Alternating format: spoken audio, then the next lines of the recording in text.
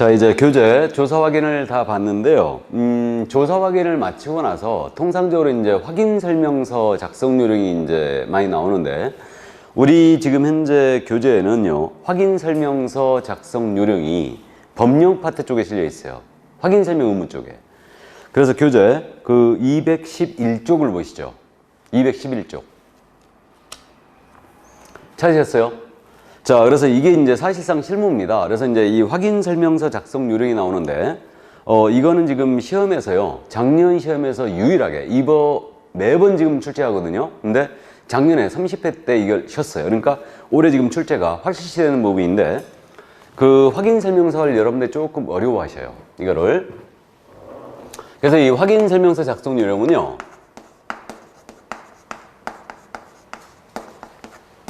일단 그 출제가 어떻게 되고 있냐면요, 확인 설명서 기재 내용을 암기하고 있느냐, 어떤 내용이 들어가는지 알고 있느냐, 이거하고 확인 설명서 작성 방법 있죠. 작성 요령을 묻는 문제가 있어요. 그래서 이제 전에는 그저 27회 정도까지는 매번 두 문제씩 냈었는데, 뭐 28회 이후서부터는 지금 현재 한 문제 정도만 내고 있습니다. 문제 분량 때문에 그래요. 이거는. 그렇기 때문에 지금 현재 기재 내용과 작성 요령을 모두 지금 이해를 해야 되기 때문에 이건 오리지널 실무예요. 그야말로. 그래서 여러분들이 이게 부담이 되는 거예요. 왜 그러냐면 확인 설명서 서식이 지금 현재 4가지 종류가 있죠. 중세물의 종류에 따라서. 그래서 이제 1번 서식이요, 주거용 건축물 서식이 있어요. 2번 서식이 비주거용 건축물 서식입니다. 3번 서식이 토지 서식이죠. 4번 서식이 임목, 공장재단, 광업재단 서식이에요. 그래서 4가지 서식이 있기 때문에 이 서식 내용을 모두 암기해야 되고 작성 요령도 기억하고 있어야 돼요. 그래서 이게 부담이 되고 영문 서식도 있어요, 이거.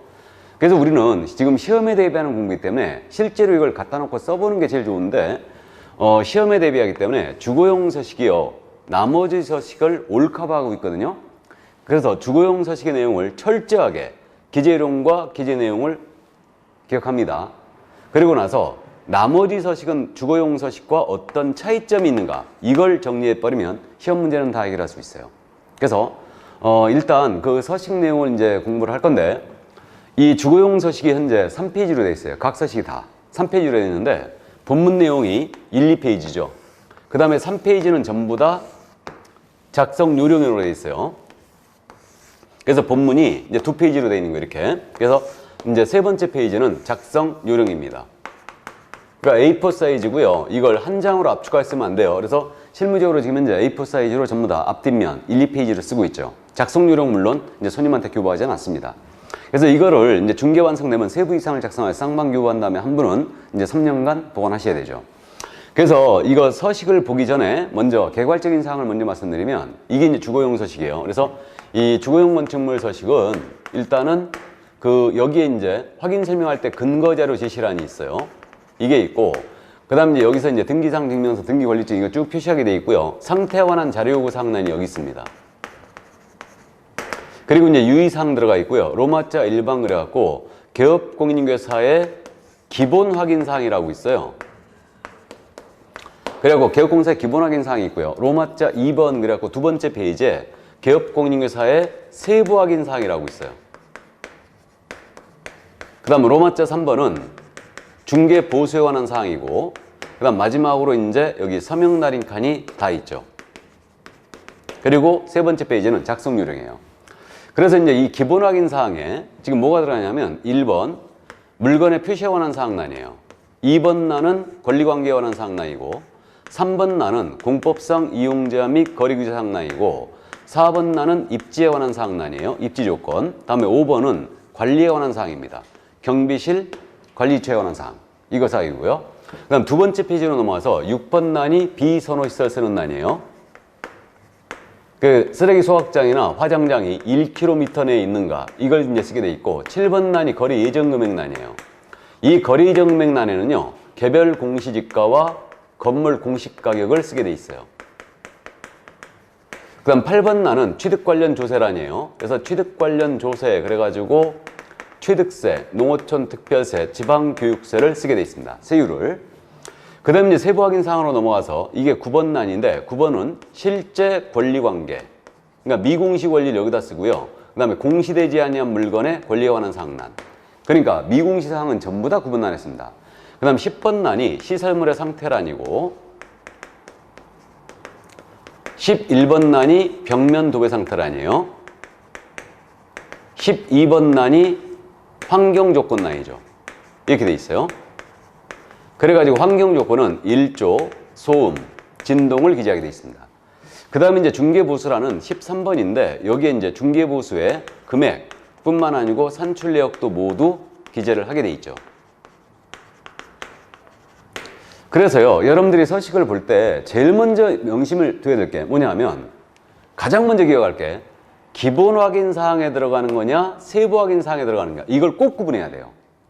그렇기 때문에 이거 엄청 잘못 씁니다. 그러면 세부 확인 사항은 뭐냐 하면요, 이거는 이 부분 실제 권리관계 또는 공시되지 않은 물건의 권리사항란, 시설물의 상태란, 벽면도배 상태란, 환경조건란은요 이게 중개사고 날 가능성이 크거든요. 놓쳐가지고. 그래갖고 이제 말이 세부 확인 사항으로 되어 있지만 사고의 우려가 있기 때문에 이 부분은 중개의뢰인에게 개업공사가 협력을 요구하여 기재한 란이에요. 이렇게 돼 있고, 그 다음에 기본 확인 사항 있죠. 이거는 개공이 의뢰인에게 협력을 요구 못해요. 개공이 직접 이걸 조사하여 기재한 란이라는 거죠. 그래서 시험에서 말이에요, 다음 중 주거용 건축물 확인 설명상 개공이 직접 조사할 기재할 사항을 모두 골라라 이렇게 이제 내는 경우가 있거든요.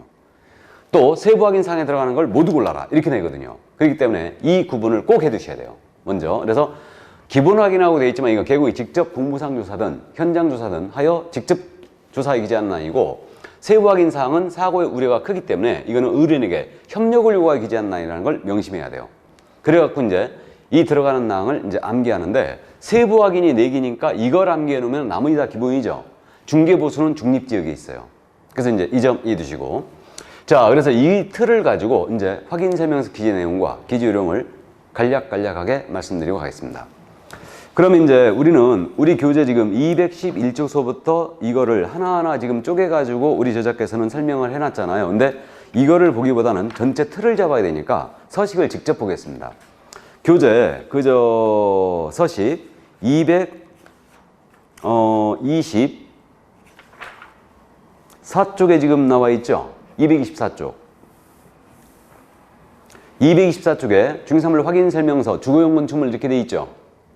이 서식을 이제 어떤 내용이 들어가 있고 어떻게 작성하는지 잠깐 보겠습니다. 교재 224쪽이에요. 그래갖고 이제 주거용 건축물 그래갖고 단독, 공동, 매매 교환, 임대 구분 표시하게 돼 있죠. 그 다음에 이제 확인 설명 자료 그래가지고 확인 설명 근거 자료 등 해가지고 등기 권리증, 등기상 증명서, 토지지상 건축물 대장, 지적도 임야도, 토지 이용 계획 확인서 그 밖의 자료를 일단 이렇게 표시하게 돼 있습니다. 그러니까 제시했던 확인 설명할 때 제시했던 그 자료를 모두 표시하게 돼 있고, 그 밑에 바로 대상 물건의 상태에 관한 자료 요구 사항란이 있죠. 그래서 이 부분은 이거 세부 확인 사항란이 있죠. 이 부분에 대한 자료를 요구했다. 그럼 자료 요구 사실을 거기다 기재하는 거예요. 기재하고, 불응했으면 불응 사실도 모두 기재하고요. 제출한 자료가 있으면 제출한 자료를 기재하는 겁니다. 이해되었죠? 그래서 이제 세부 확인 사항을 자료 요구할 수 있다는 얘기죠. 이게. 자, 그 다음에 이제 1번 개업공사 기본 확인 사항이에요. 이 부분은 그 제목 옆에다가 기본 확인 사항이란 말 있죠. 그 제목 옆에다 가로 열고 직접 조사 기재라고 메모하세요. 개공이 직접 조사하여 기재한 나이다. 직접 조사 기재. 이렇게 메모해 놓으세요. 이거. 그리고 1번 대상물의 표시란에 이제 토지 건물로 나눠가지고 토지는 소재지 면적 지목을 기재합니다. 대장보 기재하면 되고 토지장. 그다음에 건축물란은 전용 면적 대지 지분, 준공 연도, 그다음에 그 구조, 용도, 방향을 모두 기재하게 돼 있어요. 이때 방향은 주택은 거실, 안방 등 주실의 방향을 기준으로, 그 밖의 건축물은 주된 출입구의 기준으로 조사한다고 했습니다. 그래 기재하면 되고, 내진 설계 적용 여부가 나오죠. 내진 설계 적용 여부는요, 건축물 대장할 때 보면 뒷면에 나옵니다. 내진 설계 여부. 그래서 내진 설계가 됐는가 이걸 다 기재하게 돼 있어요. 내진 능력까지 기재하게 돼 있고요. 위반 건축물 여부도 기재합니다. 그래서 위반 건축물 여부는 건축물 대장을 보고 그 다음에 현장 답사하여 위반 사실을 모두 기재합니다. 그 다음에 이제 권리관계란 2번 라인인데, 등기부 기재 사항란은 등기부를 보고 기재하면 돼요. 소유권과 소유권 의외로 나눠서 기재하면 되고요. 그 다음에 민간임대 등록 여부가 있죠. 그래서 요즘 그 민간임대주택에 대해서 임대사업자 등록을 하신 분이면 단기 임대인지 장기 임대인지 이걸 다 기재해야 돼요. 단기 임대라는 건 4년 임대사업자 등록했다는 얘기죠. 장기 임대는 8년이죠. 그 다음 이제 공공지원 민간임대주택 이걸 하면 이것도 역시 8년이죠. 그렇기 때문에 그 사항이 있으면 그대로 체크하여 의뢰인에게 물어보고 기재하면 돼요. 임대인한테 물어봐야 되죠. 그 다음 이제 토지이용계획 공법상 이용자 및 거리규상란이죠. 여기는 지역지구, 용도, 지역지구, 구역을 기재하고요. 건폐율, 용적률 상한을 기재하죠. 도시군계획설과 지구단위계획과 토지거래 허가구역 여부를 모두 기재하는데 일단은 공법상 제한에 관한 상란이 있죠. 이 부분은 임대차 중개할 때는 기재를 안 할 수도 있어요. 일단 이걸 이해해 두시고요. 그럼 매매의 경우는 꼭 기재하는데 임대차 중개 시는 기재를 안 할 수도 있다. 그 점 이해해 두시고 거기 건폐율 상한과 용적률 상한 있죠. 그 부분은 토지 이용계획 확인서를 보고 기재하는 게 아니에요. 이 부분은 시군조례를 통하여 기재한다. 용적률, 건폐율 상한 주의해야 됩니다. 이거 토지 이용계획서 아니에요. 그러나 이제 용도, 지역, 지구, 구역 그다음에 토지거래 허가구역 여부는 토지 이용계획 확인서를 통하여 기재하고요. 거기 도시군계획설과 지구단위 계획구역 있죠. 이건 개공이 직접 시군을 방문하여 조사한 다음에 기재하는 거예요. 이거는 그래서 직접 조사 기재하게 돼 있고 그 밖에 공부에서 표시가 안 되는 것은 부동산 종합정보망이 있다고 그랬죠? C2열. 그래서 부동산 종합정보망을 보고 기재합니다. 이거는. 자, 그 다음에 이제 4번 입지조건란이에요. 입지조건은 뭐가 들어가는가 잘 보시는데 물건이 위치한 지역에 대한 내용이야. 도로, 대중교통수단, 주차장 들어가죠. 주차장의 동그라미. 그 다음에 교육시설, 판매시설, 의료시설 기재합니다. 얼마나 떨어져 있는가 기재하는데 주차장은 시설에 들어가는 게 아니에요. 입지입니다. 꼭 명심하세요. 주차장은 입지다. 그 점 기억해 두시고 관리에 관한 사항이 나오는데 그 밑에 경비실이 있느냐, 관리체 위탁 관리냐 이거. 그러면 입지 조건과 관리에 관한 사항 나는 현장 답사에 기재하는 겁니다. 이해되셨죠? 그래서 이제 그 점 이해해 두시고 자 이제 옆에 페이지 225쪽으로 갑니다. 비선호시설 유무를 쓰게 돼 있어요. 1km 내에 이거 비선호시설 쓰는데 이건 현장 답사 기재합니다. 문제 없고 거래 예정 금액을 쓰는데 이 거래 예정 금액 나누는 그 거래가 중개가 완성되기 전에 거래 예정 금액을 기재하게 돼 있고요. 개별 공시지가와 건물 공시가격 쓰게 돼 있죠 지금 이게. 그래서 이 부분이 지금 들어가 있는데 여기 개별 공시지가와 건물 공시가격 있잖아요. 이 두 가지는 임대차 중개할 때는 기재를 안 할 수도 있어요. 이것도 기억을 해 두시고 그 다음에 이제 취득시 부담할 조세중 및 세율량이죠. 여기는 취득세, 농어촌 특별세, 지방교육세를 지방세법의 내용을 확인하여 세율까지만 기재하면 돼요. 세율까지만. 세액을 산출하게 기재할 필요는 없어요. 근데 이 부분 취득 관련 조세란 있잖아요. 임대차 중개할 때는 기재를 안 하는 거죠. 이거는 안 해도 되죠. 기재 안 합니다. 그러면 임대차 중개할 때 기재를 안 하거나 생략할 수 있는 거 4가지 나왔죠. 공법상 이용자 및 거래규상란 생략할 수 있고 개별 공시가와 건물 공시가격 생략할 수 있고 취득 관련 조사라는 임대차 중개 시에는 기재를 안 합니다. 4개 나왔죠. 4개 나오면 우리 항상 조심하는 거예요. 오지선다기 때문에. 그래서 이거 암기를 해 주셔야 됩니다. 그 다음 이제 세부 확인 사항란 로마자 2번으로 들어왔는데 세부 확인 사항은요. 이거는 의뢰인에게 협력을 요구하여 기재한다고 그랬죠. 그러니까 세부 확인 사항 가로 열고 메모하세요. 협력 요구 기재라고 메모하세요. 협력 요구 기재.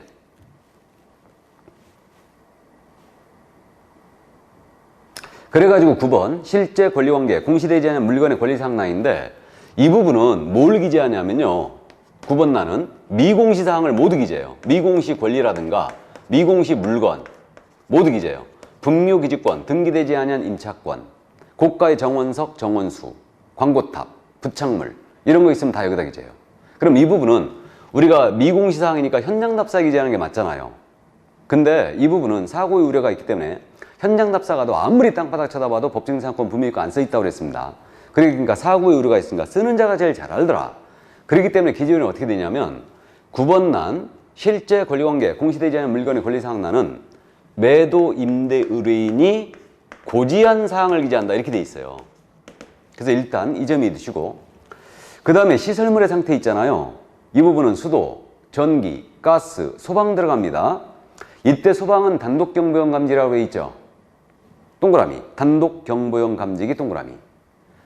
거기 그 당구장 표시가 있는데 옆에 아파트는 기재하지 않아요. 이 부분은. 아파트는 워낙 소방시설 잘 되기 때문에 별도로 체크하게 기재할 필요가 없는데 단독이라든가 다세대, 단독 경보용 감지기 설치 여부 이걸 기재하게 돼 있죠.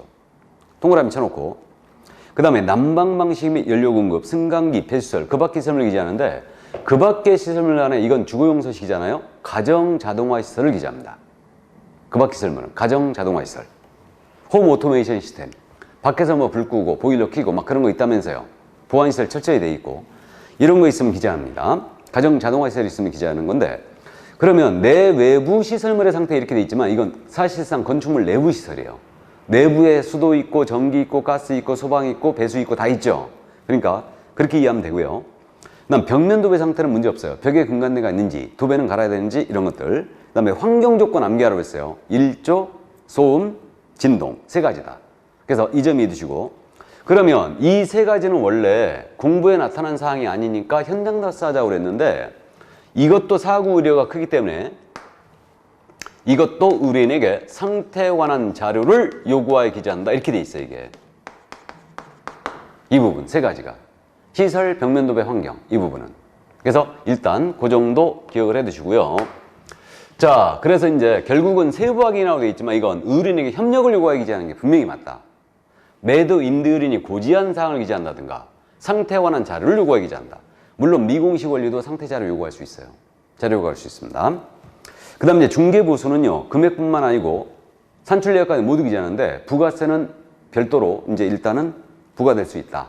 그게 당구장 표시에 있죠. 그 다음 이제 수령합니다. 그리고 연, 월, 일 기재요. 그래서 이제 여기에 매도인, 임대인, 임대인, 임차인, 매수인, 임차인이 모두 서명 또는 날인이죠. 또는이죠, 근데 개공과 중개에 의한 소공은 서명 및 날인이에요. 기억나세요? 미세 동그라미. 매도 임대인은요, 매수 임차인 이들은 안 받아 또 오리발 내밀까 봐 여기다 자필을 합니다. 자필하고 우리가 도장을 받아버려요. 다. 자, 그래서 이게 주거용 건축물 서식이었다. 이 정도 이해해 주시는데 그러면 이게 주거용 서식이 있고 그러니까 기본 확인 사항이냐 세부 확인 사항이냐 기억해 두시고 그 다음에 세부에 들어가는 걸 암기하라고 그랬고 임대차 중개 시 기재를 안 하거나 생략할 수 있는 거 암기해야 되고요. 그 다음에 입지에 들어가는 거 꼭 암기해야 돼요. 주차장 기억하셔야 되고 비선호시설이 있고요. 그 다음에 여기 시설에 뭐가 들어가는지 환경에 뭐가 들어가는지 암기하고 있어야 되고 공법상 제한에도 뭐가 들어가는지 암기하고 있어야 됩니다. 그럼 나머지 서식은 차이점만 정리하자 그랬는데 차이점만 정리하자 그랬는데 자 미리 말씀드리고 합니다. 환경 조건 있죠. 환경 조건이라는 것은 유일하게 주거용 서식에만 있어요. 다시 환경 조건은 유일하게 무슨 서식에만 있다고요? 주거용만. 주거용에만 있다. only. 주거용에만 있어요. 환경 조건. 일조 소음 진동은 그 점 이해해 두시고 그 다음 비주거용 있죠. 비주거용 서식에는 비선호시설 쓰는 난이 없어요. 근데 토지에는 비선호 쓰는 난이 있어요. 비비. 그래서 비주거에는 비선호가 없다. 자, 그래서 이 정도 감 잡고 다른 서식을 보겠습니다. 교재 한 장을 넘겨보세요. 그럼 227쪽에 비주거용 서식이 있죠. 그럼 여기서부터는 이제 차이점만 정리하는데 주거용 서식과 차이점. 그러면 비주거용은 업무용, 상업용, 공업용 이렇게 돼 있죠. 그거 밑줄. 업무용, 상업용, 공업용의 밑줄. 그러면 공장을 중개하면은 비주거용 서식 써야 돼요. 임목 공장재단, 광업재단 서식을 써야 돼요. 4번 서식. 거기 공업용이라고 있죠. 그러니까 공장 중개했을 때는 2번 서식 쓰는 거예요. 공장 재단을 중개했을 때 4번 서식을 쓰는 거예요. 무슨 말인지 이해하셨죠? 자, 그래서 업무용, 상업용, 공업용 구분 표시하게 돼 있고요. 확인 설명 자료라는 똑같아요. 주거용과. 그러면 1번 개업공인인회사 기본 확인 사항이 있잖아요. 이 부분은 지금 번호가 1번서부터 한 장을 넘기면 7번까지가 있죠. 근데 주거용 서식은 8번까지가 있잖아요. 그럼 비주거용에는 하나가 기본 확인 사항에 빠진 게 있어요. 뭐가 빠졌느냐? 비선호 쓰는 난이 없어요. 비선호 시설. 그래서요, 메모를 어디다 하냐면 227쪽에 1번 개업공인인회사 기본 확인 사항이라고 있죠. 찾았습니까? 개업공사 기본 확인 사항. 그 옆에 여백이 있죠. 거기다가 비주거용에는 비선호시설이 없다고 그랬죠. 비선호시설 X라고 메모하세요. 여백에다가. 비선호시설 X. 기억해야 됩니다. 비주거용에는 비선호가 없어요. 쓰는 난이. 자, 다음 넘깁니다. 개혁공사 세부확인 사항란. 228쪽이에요. 세부확인 사항란을 봤더니 이건 실제 권리관계에 있고요. 내외부 시설물 상태에 있고 벽면이 있고 도배 없죠. 당연한 얘기고 비주거용이니까. 그러면 여기는 환경조건이 빠져 있어요.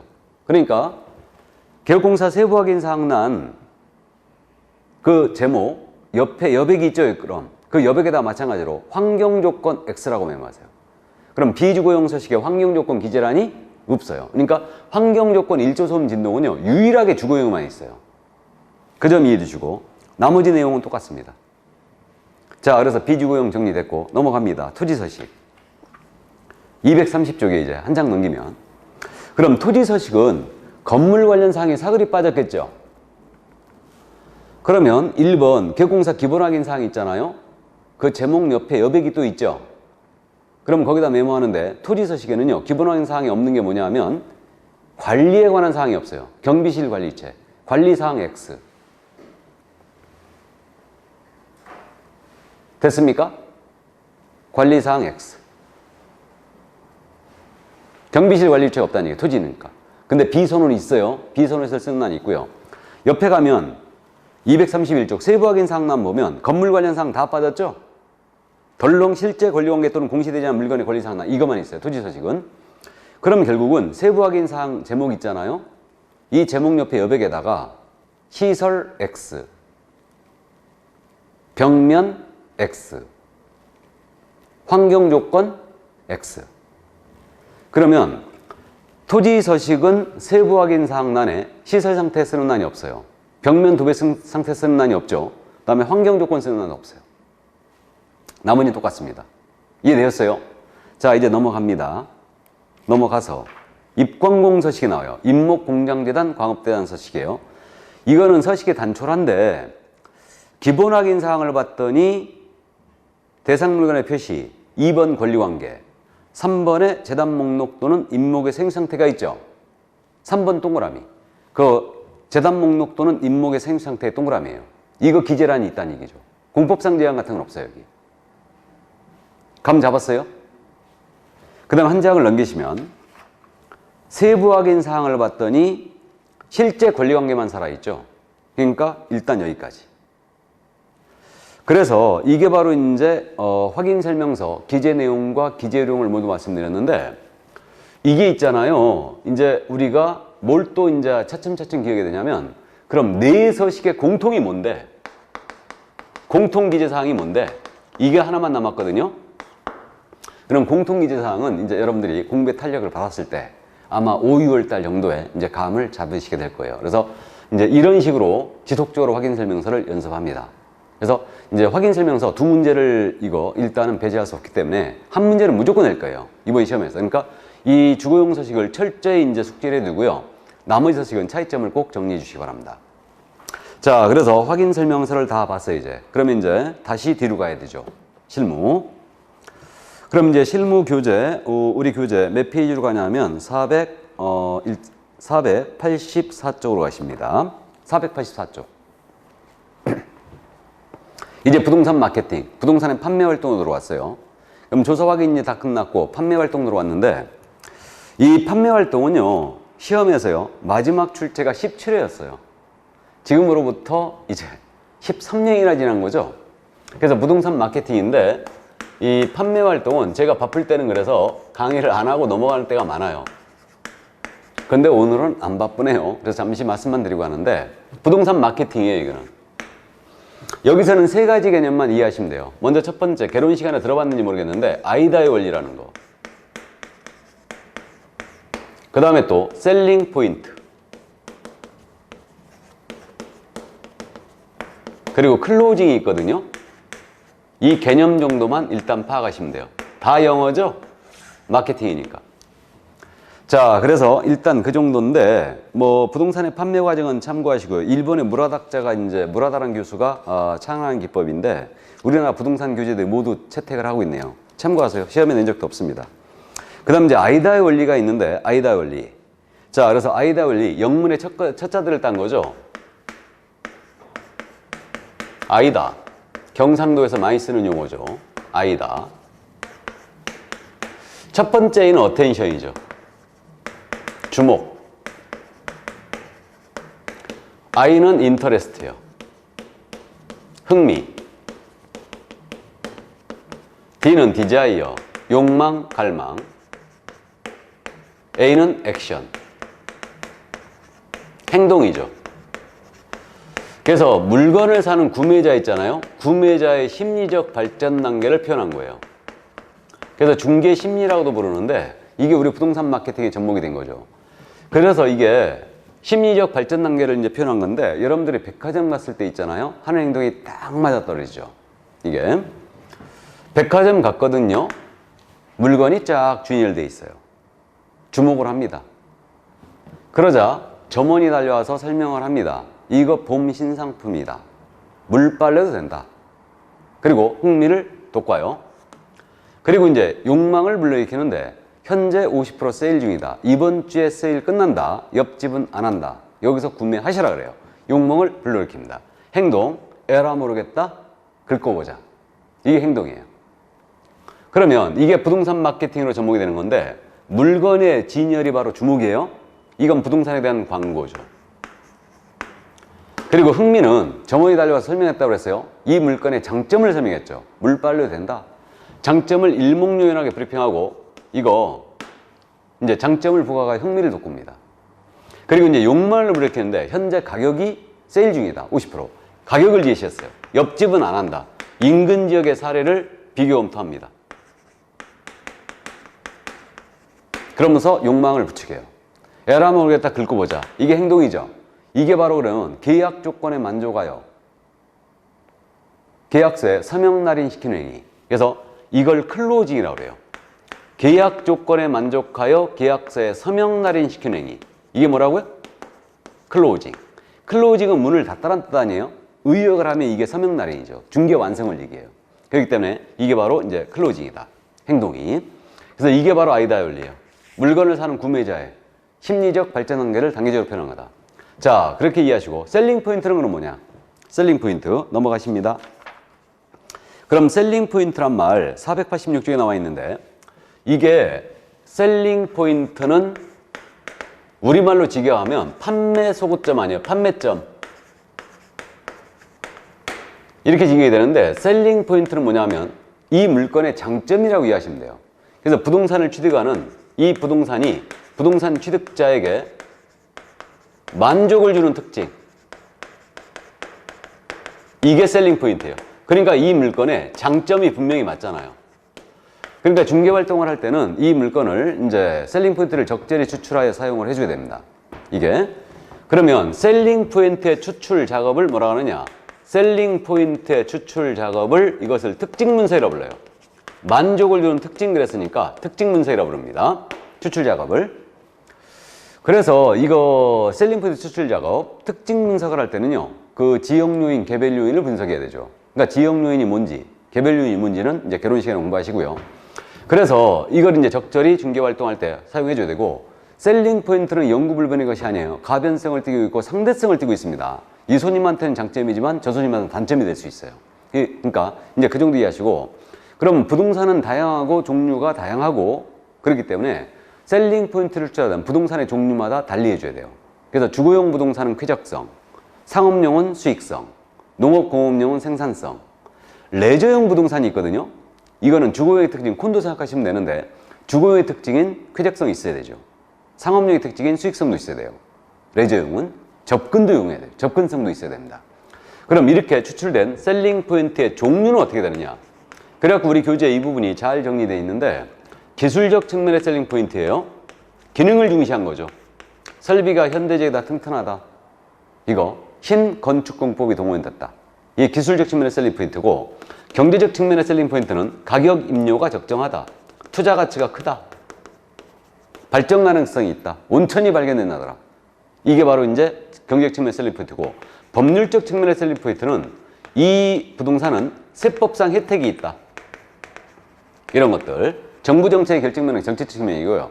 사회문화 환경 측면은 사회문화 시설에 가깝다. 이런 것들이죠. 그래서 이제 어디에 해당하느냐 이 정도 이해하시면 되고, 기술적 측면의 셀링 포인트는 통상적으로 시간이 점차 지나가면서 소멸되어 가는 경향이 있겠죠. 그러니까 셀링 포인트는 영구불변의 것이 아니에요. 가변성, 상대성을 띠고 있습니다. 참고해 두시고요. 근데 손님한테 너무 장점만 부과가 설명하면 뭐라고 합니까? 손님이 그렇게 좋으면 네가 사지 그럽니다. 그러니까 적절히 활용하는 게 좋아요. 그렇다고 사기까지 가면 안 됩니다. 자, 그럼 그 정도 이해하시고요. 그럼 이제 넘어가시죠. 셀링 포인트 다 봤고요. 클로징 개념을 말씀드렸어요. 계약 조건에 만족하여 지금 489쪽입니다.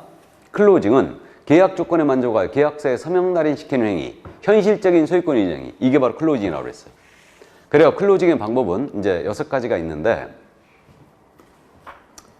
점진적 확인법, 점진적으로 확인하여 클로징 유도하면 점진적 확인법. 계약 전제법은 이사 언제 하실 건데요. 이런 식으로 계약을 전제하면서 클로징 유도하는 거죠. 다음에 부분 선결법은 구입이라는 큰 결단을 내리기가 쉽지 않잖아요. 그러니까 부분적으로 결정을 유도하고 구입이라는 큰 결단, 부분 선결법이죠. 참고해 두시고요. 그래서 이제 이 정도, 이게 바로 클로징의 방법들 6가지가 이 정도예요. 참고하세요. 17회 이후에 출제를 한 적이 없어요. 그러니까 마지막 출제가 17회 시험이기 때문에 우리 교재에도 이 문제가 실려 있고, 그래서 참고하시기 바랍니다. 자, 그래서 판매 활동 끝났죠, 그럼? 자, 그럼 거래계약서의 작성으로 넘어갑니다.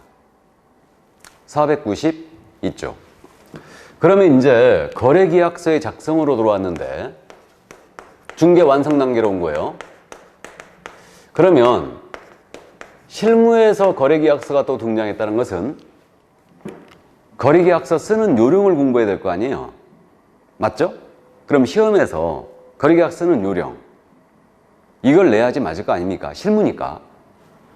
근데 거래계약서는 A4 용지로 써야 되고 까만 볼펜으로 써야 된다. 컴퓨터 계약서 이런 걸 낼 일이 없어요. 그죠? 그렇기 때문에 이쪽에서는 계약서를 쓰자면 이자가 소유자라고 주장하는데 진정한 소유자가 맞는가?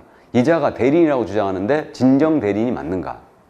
이걸 확인하는 방법. 즉 당사자 확인에 관한 문제 있잖아요. 이걸 물어보는 문제가 있고요. 또 하나는 계약서를 쓰자면 기본적으로 민법 계약편의 내용을 이해하고 있어야 되죠. 민법 계약편의 내용. 그래서 민법 계약편의 내용, 이걸 우리 쪽에서 물어봤다는 얘기죠. 그래서 지금 출제 경향을 말씀드리면 당사자 확인에 관한 전면적인 출제는 제 기억으로 16회 시험이 마지막이었어요. 지금으로부터 14년 전 16회 시험이 마지막 시험으로 제가 기억되고 있고요. 그 다음에 계약 이론에 대한 부분이 있죠. 민법 계약편의 내용, 이것은 최근 시험이 21회, 24회 이때를 마지막으로 출제를 안 하고 있습니다. 이거를.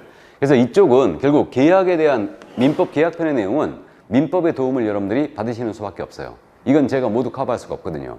다만 이제 문제풀이라든가 이런 거 할 때 우리가 기출이 됐던 부분들을 제가 한번 정리해 드릴 기회는 있을 겁니다. 그래서 이제 요 당사자 확인에 관한 부분이 우리 교재에 지금 상세하게 기재가 돼 있죠.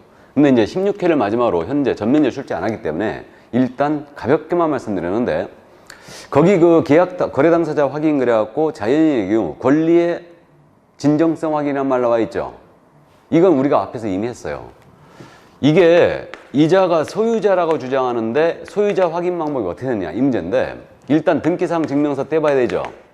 그리고 이자에게 신분증, 주민증 달라가요. 일치 여부를 체크해야 되죠. 근데 여기까지 조사 확인하면은 이건 기본이라는 게 우리 판례죠.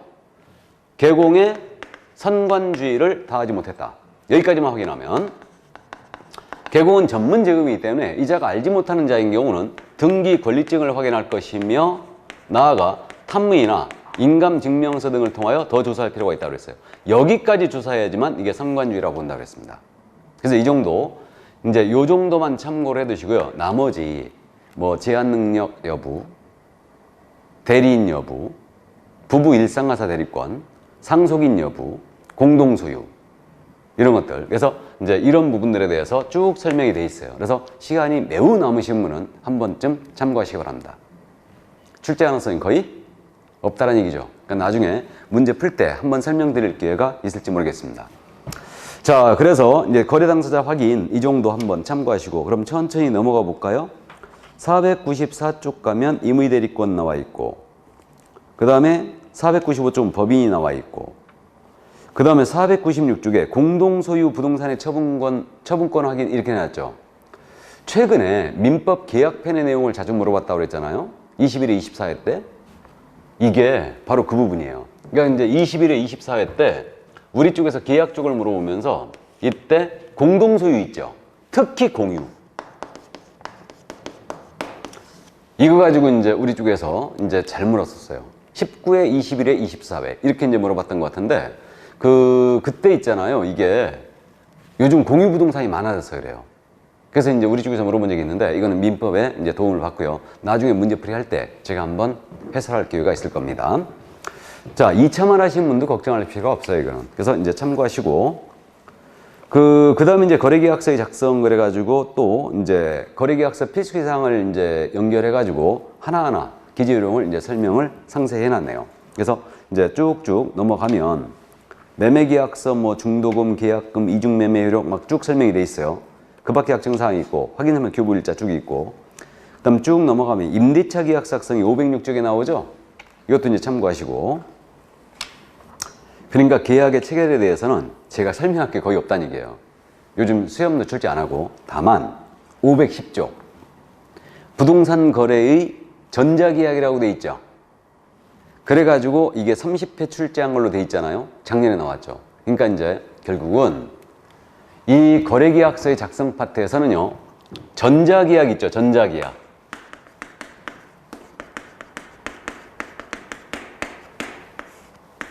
이게 이제 주타겟이라는 얘기예요. 전자계약. 그래서 지금 현재 우리가 전국적으로 전자계약 시스템이 운영되고 있거든요. 국토부에서 운영하고 있는데 우리가 인터넷상으로 전자계약 해갖고 딱 클릭하잖아요. 조회를 해보면 전자계약 시스템이라고 딱 홈페이지가 뜹니다. 그래갖고 이제 접속해갖고 전자계약을 하는데 이 전자계약에 대해서 지금 출제를 하겠다. 그래가지고 30회부터 출제가 됐어요. 이게. 그래서 이제 이 내용을 우리는 이해해 주셔야 됩니다. 근데 실무적으로 전자계약이 잘 안 쓰이고 있어요. 그러니까 이제 이 전자계약은 지금 현재 아날로그 문서를 없앤다는 얘기죠. 없애고 그야말로 이제 다 전자계약으로다가 전부 다 이제 도장을 직접 안 찍고 서명을 한다든가 화면상으로 서명을 한다든가 이런 식으로 지금 계약을 하겠다는 얘기인데 근데 우리네 인정이라고 하죠. 우리네 인정은 아니 내가 부동산을 샀어요. 샀는데 문서가 하나도 없는 거야. 아니 부동산을 샀으면 뭔가 도장 찍는 맛이 좀 있어야 되죠. 그렇기 때문에 우리 실정과는 잘 안 맞고 실무적으로도 전자계약을 한 사례들이 아주 극히 드뭅니다. 이게 그래서 이게 아직도 시스템이 이제 정착이 안 됐기 때문에 어쨌든 이제 우리는 실무를 하는 사람들로서 일단 앞으로 실무할 사람들로서 이걸 준비해야 한다는 얘기죠. 알고는 있어야 돼. 그러니까 정부에서는 이거를 돈을 이제 한두 푼 들여서 만들어 놓은 게 아니기 때문에 이걸 지금 적극 활용하고자 하고 이 전자계약 시스템으로 이제 모두 움직인다면 결국은 아날로그 문서가 없어지고 세금 추징이라든가 이런 거 엄청 좋아지거든요. 모든 데이터가 전자계약으로 된다면 이게 전부 다 정부 슈퍼컴퓨터에 정리가 되니까. 그렇기 때문에 결국은 이 전자계약을 굉장히 강력하게 밀어붙이고 있는데 실무에서 말씀드렸듯이 손님들 자체가 싫어해요. 도장을 찍는 맛이 있어야지 이게 물건 사는데 말이에요. 그래갖고 전자계약은 워낙 또 불편하고요. 그렇기 때문에 어쨌든 실정이 잘 안 맞습니다. 그래서 이제 그 사례를 찾아보기가 힘든데 이론적으로 우리는 이해를 해 두셔야 돼요. 그럼 이 전자계약에 대해서 지금 현재 우리 교재에 상세히 지금 써 있는데 기본적으로 전자계약에서 우리가 이제 알아야 될 점 뭐냐면요.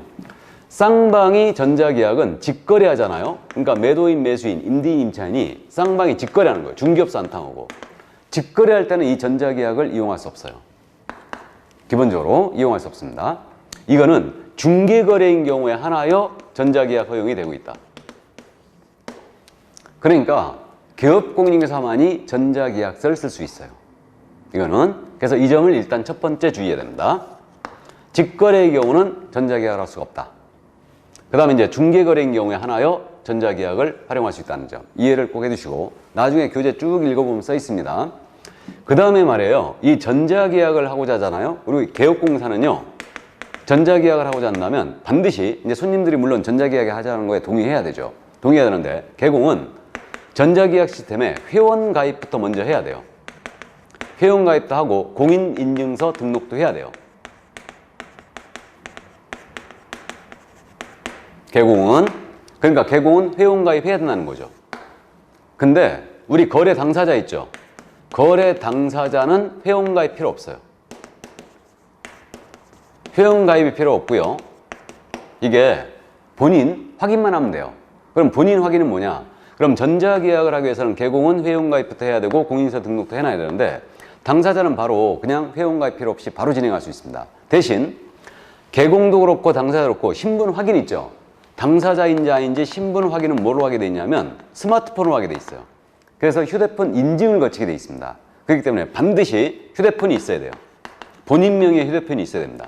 그러니까 휴대폰이 반드시 있어야지만 전자계약도 가능해요. 이거 본인 인증을 거치거든요. 휴대폰으로. 그럼 본인 명의의 휴대폰이 없는 분은 절대 전자계약을 못합니다. 또. 그래서 이 점 일단 이해해 두세요. 신분 확인은 휴대폰으로 하기 때문에 당사자는 회원가입 필요 없지만 휴대폰 꼭 있어야 된다. 개공도 물론 있어야 돼요. 본인 확인을 해야 되니까. 자, 그래서 이제 이 점 기본적으로 이해를 또 해 두시고요. 이게. 그러면 이제 이거 개공이 전자계약 시스템을 만약에 손님들이 하겠다. 매매든 임대차든 모두 하겠다 그러잖아요. 그러면 개공이 거래계약서나 확인서를 써야 되죠. 그래갖고 거래계약서 작성하죠. 거래계약서를 쭉 작성합니다. 개공이. 그러니까 이제 전자계약 시스템에 접속해가지고 일단은 이제 개공이 거래계약서를 다 써요. 매매계약서든 임대계약서든 다 씁니다. 그리고 이제 확인설명서도 작성해요. 개업공사가.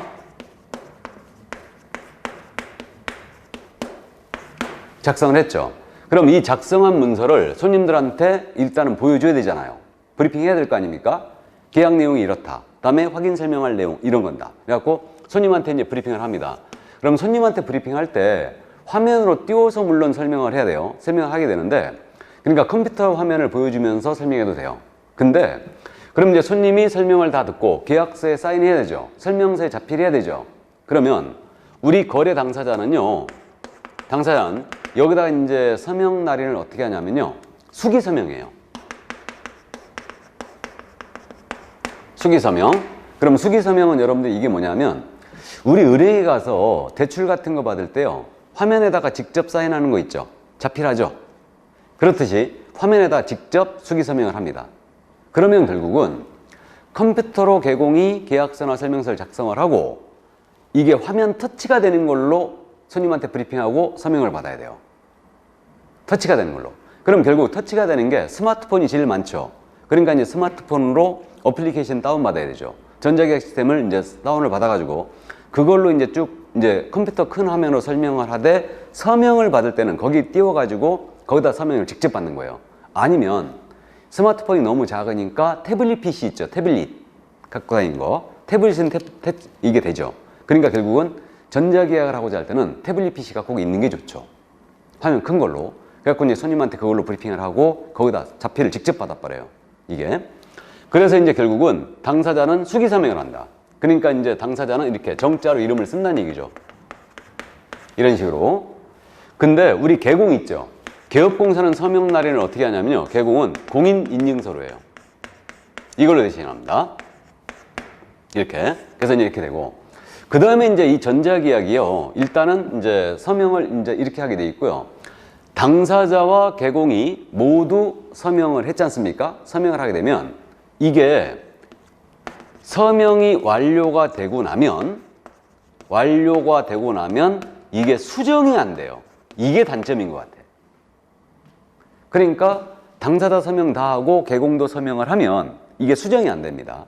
그러니까 이게 왜 그러냐면 자동적으로 공인전자문서센터에 보관돼 버려요. 이게 문서가 자동적으로. 그렇기 때문에 결국은 서명이 완료된 다음에는 수정이 안 된다는 거죠. 그럼 수정할 일이 생기면 어떻게 되느냐? 해제를 해야 돼요. 계약 해제해야 됩니다. 그러니까 수정을 하고자 할 때는 이때는 계약을 결국 해지해야 되고 다시 계약서를 재작성해야 됩니다. 이런 단점이 좀 있어요. 불편함이. 그러니까 이건 이제 공인전자문서에 보관이 돼버리기 때문에 결국은 이제 이런 이제 절차가 지금 현재 되고 있고요. 그러면 이제 전자계약을 했지 않습니까? 그럼 나머지 부분 우리가 잘 아셔요. 전자계약을 하게 되면은 자동적으로 이거 공인전자문서 때 문서가 보관된다는 거 알죠? 그 다음에 매매였다면 부동산 거래 신고 있잖아요. 부동산 거래 신고는 계약이 체결된 때 당연 것으로 한 것으로 간주가 됩니다. 부동산 거래 신고 이거 당연히 의제가 돼버리고요. 또 계약 해제 신고 있죠. 해제 신고도 전자계약을 했다면 바로 전자계약서에서 해제를 해버리면 해제 신고가 바로 된 것으로 봅니다. 그 다음에 이거 의제가 돼버리고요. 또 마찬가지로 우리 임대차 계약 있지 않습니까? 임대차 계약은 임차인이 확정일자 받죠. 그럼 확정일자도 자동적으로 부여가 돼버려요.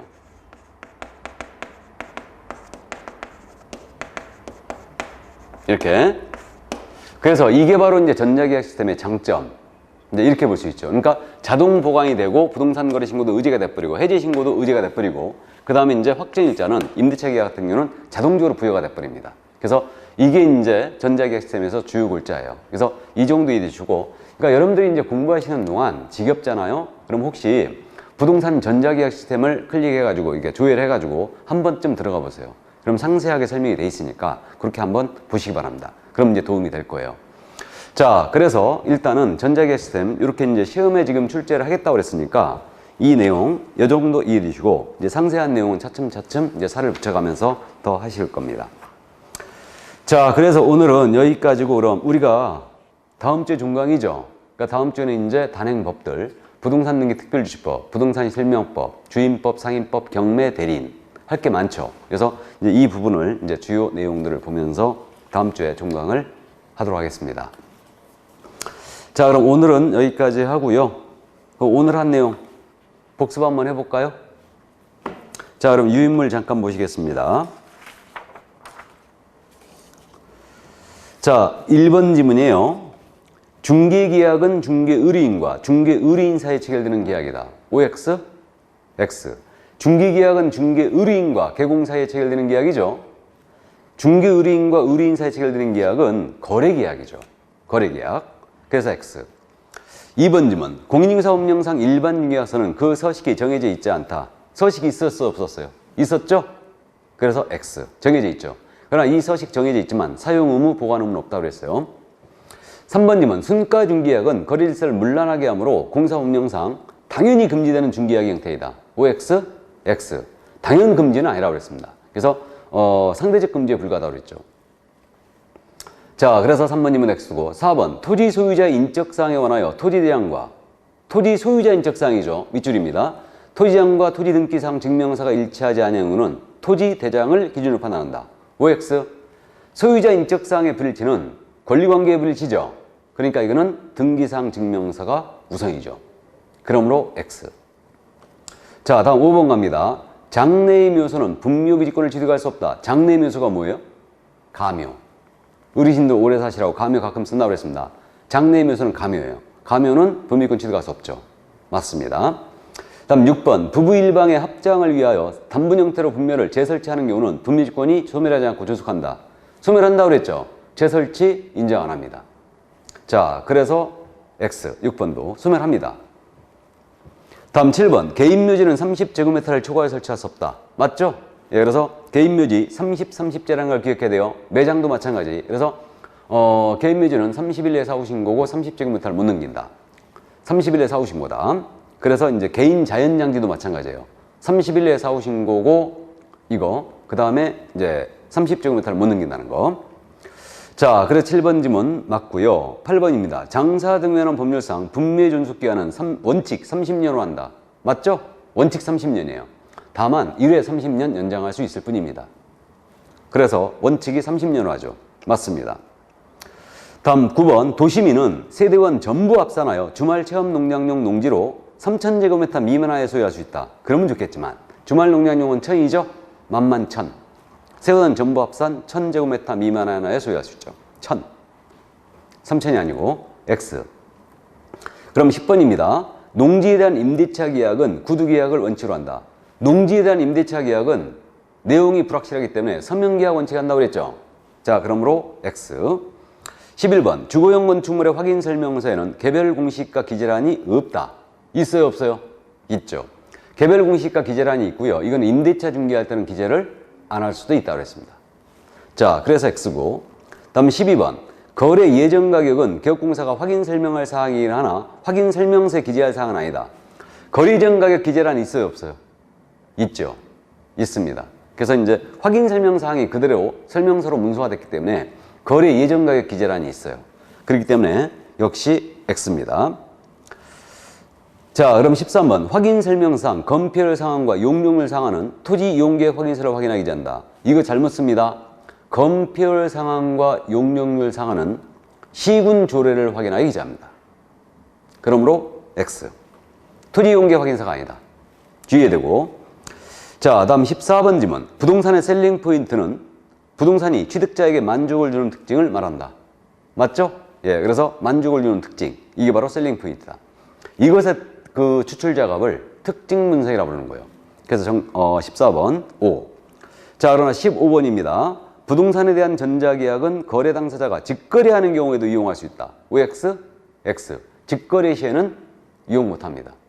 그러므로 중기거래인 경우에 하나여 전자계약을 이용할 수 있어요. 그래서 X입니다. 자, 그럼 고생 많으셨고요. 건강 특히 주의하시고 저는 다음 시간에 이제 건강하면서 뵙겠습니다. 수고하셨습니다.